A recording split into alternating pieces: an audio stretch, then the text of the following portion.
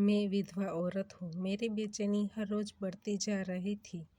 एक दिन मेरी बहन का पति किसी काम की वजह से मेरे घर आया था। हेलो दोस्तों, मेरा नाम गीता है। मैं 40 साल की हूँ। मैं दिल्ली में अकेले रहती हूँ। मेरे 2 बच्चे हैं, वह हॉस्टल में पढ़ाई करते हैं। मेरे पति के देहांत को 5 साल हो गए हैं। मेरे पति का एक बिजनेस है जो अब मेरा देवर संभालता है। पति के जाने के बाद मैं बिल्कुल अकेले हो गई थी, लेकिन समय के साथ मैंने जीना सीख लिया था। लेकिन मेरी बेचैनी दिन ब दिन बढ़ती जा रही थी। पहले मैं घर के काम और बच्चों में व्यस्त रहती थी, इसलिए मैंने कभी अपने आप पर ध्यान नहीं दिया था। पति के जाने के बाद 5 साल बाद भी मैंने प्यार नहीं किया।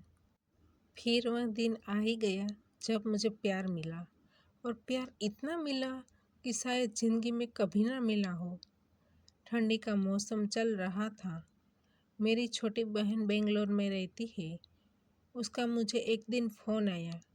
बातों ही बातों में उसने मुझे कहा कि उनके पति 2-3 दिन के लिए काम की वजह से दिल्ली आ रहा है, इसलिए वह तुम्हारे घर रुकेगा। मेरी छोटी बहन के पति का नाम विशाल था। उनका बेंगलोर में खुद का बिजनेस था और वह दिल्ली में बिजनेस के सिलसिले में कुछ लोगों के साथ मीटिंग के लिए आने वाला था। विशाल की उम्र 39 साल है। एक सप्ताह के बाद वह दिन आ गया जब विशाल दिल्ली आने वाले थे। मैंने एयरपोर्ट पर गाड़ी भेज दी।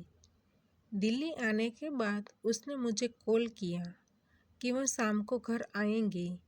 अभी वह एयरपोर्ट से सीधा मीटिंग के लिए जाने वाला है। मैंने अपने ड्राइवर को कहा कि वह पूरा दिन विशाल के साथ गुजारे, ताकि उनको आने जाने में कोई दिक्कत ना हो।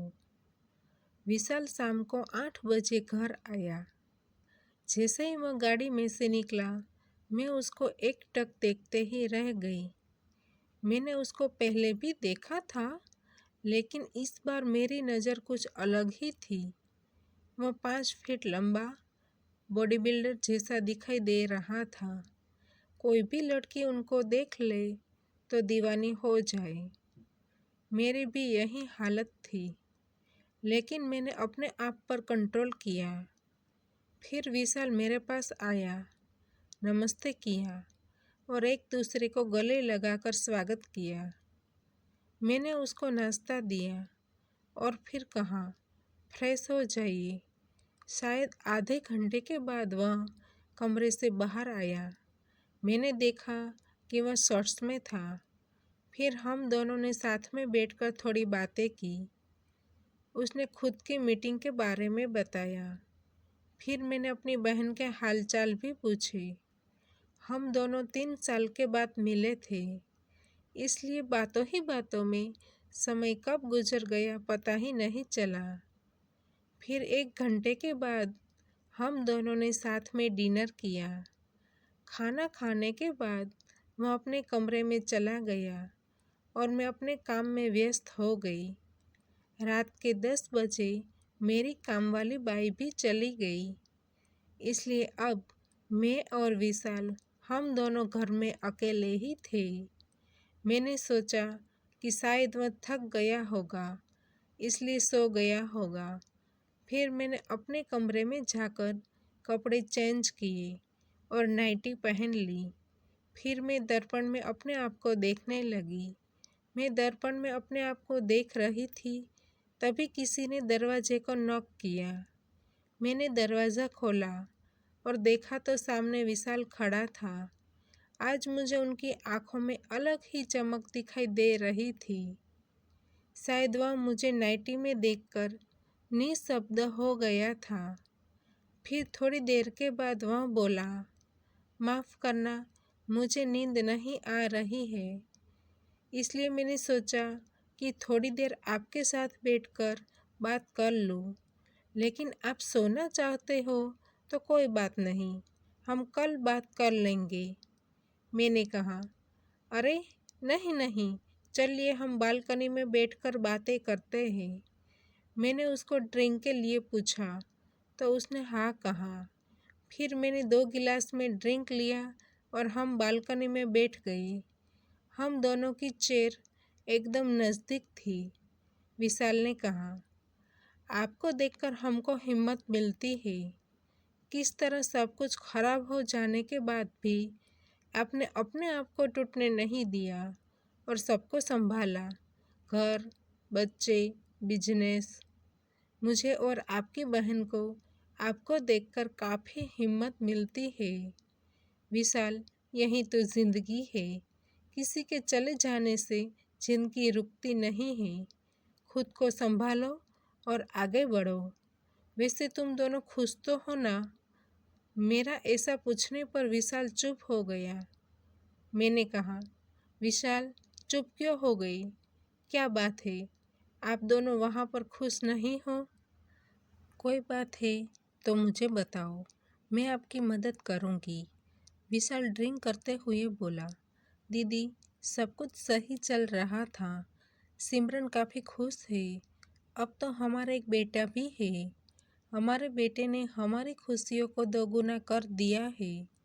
फिर मैंने कहा, और आप, क्या आप खुश हो? विशाल बोला, पता नहीं दीदी, बेटे के जन्म के बाद सिमरन बदल चुकी है। मुझे जो उनसे प्यार चाहिए वह मुझे अब नहीं मिल रहा है। पूरे दिन घर का काम, बच्चों की देखभाल, शायद अभी उनकी यही लाइफ है। सिमरन का प्यार जो मेरे लिए था वह कहीं खो गया है। मैं समझ चुकी थी विशाल की परेशानी को। शायद वह भी उन आदमियों की तरह जिंदगी जी रहा था जो अपनी पत्नी के साथ तो रहते हैं लेकिन प्यार के लिए बाहर भटकते रहते हैं। मैंने कहा, विशाल, मैं समझ सकती हूँ कि प्यार के बिना जिंदगी कैसे नरक हो जाती है। मैं वैसी ही जिंदगी जी रही हूँ। मैं नहीं चाहती कि आप भी मेरी तरह वैसी ही जिंदगी जियो। मैं सिमरन से बात करूँगी। विशाल बोला, नहीं दीदी, ऐसा मत करना, वरना उनको लगेगा कि मैंने आपसे उनकी बुराई की है। आपने सच कहा, शायद ऐसी ही लाइफ है। वैसे दीदी, आप 5 सालों से अकेले रहती है। क्या कभी आपको अकेलापन महसूस नहीं हुआ है? क्या आपको नहीं लगता कि आपको भी जिंदगी जीना चाहिए और आपको भी प्यार चाहिए? अब चुप रहने की बारी मेरी थी। थोड़ी देर चुप रहने के बाद मैंने कहा, विशाल, अकेलापन तो काफ़ी महसूस हो रहा है। 5 सालों से अकेले ही जिंदगी काट रही हूँ। मेरे पास सब कुछ है, फिर भी मैं अकेली हूँ। विशाल बोला, दीदी आपको बुरा ना लगे तो मैं आपको एक बात बोलूँ? क्या भैया के जाने के बाद आपने कभी किसी से प्यार नहीं किया? मैंने कहा, नहीं विशाल, जिम्मेदारी और समाज के डर से मुझ में कभी यह सब कुछ करने की हिम्मत ही नहीं हुई है। विशाल बोला, क्या आपका कभी मन नहीं होता है? आपका पूरा हक है खुश रहने का और अपनी ज़रूरत को पूरा करने का। डर किस चीज़ का? इस बात के बाद हम दोनों एकदम से चुप हो गए। मैं कुछ भी नहीं बोली। शायद 5 मिनट के बाद मैंने अपने हाथ में विशाल का हाथ देखा। मैंने कोई प्रतिक्रिया नहीं दी। तभी मुझे अपनी छोटी बहन के बारे में विचार आया और तुरंत ही मैं अपना हाथ छुड़वा कर वहाँ से खड़ी होकर अपने कमरे में चली गई। मेरा दिल ज़ोर ज़ोर से धड़कने लगा था। शायद आधे घंटे बाद किसी ने मेरा दरवाज़ा नॉक किया। मैं तुरंत ही समझ गई थी कि यह विशाल होगा। थोड़ी देर के बाद मैंने दरवाज़ा खोला। वह बाहर खड़ा था। उसने कहा, मुझे माफ़ कर देना दीदी, मैं आपका दिल दुखाना नहीं चाहता था। मुझे नहीं पता कि मैंने यह सब बात कैसे बोल दी। आप मुझे माफ़ कर दीजिए।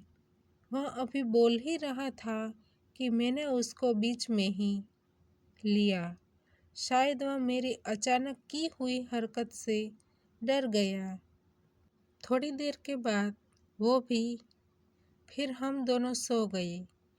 आखिरकार 5 साल के बाद मुझे इतनी शांति से नींद आई थी।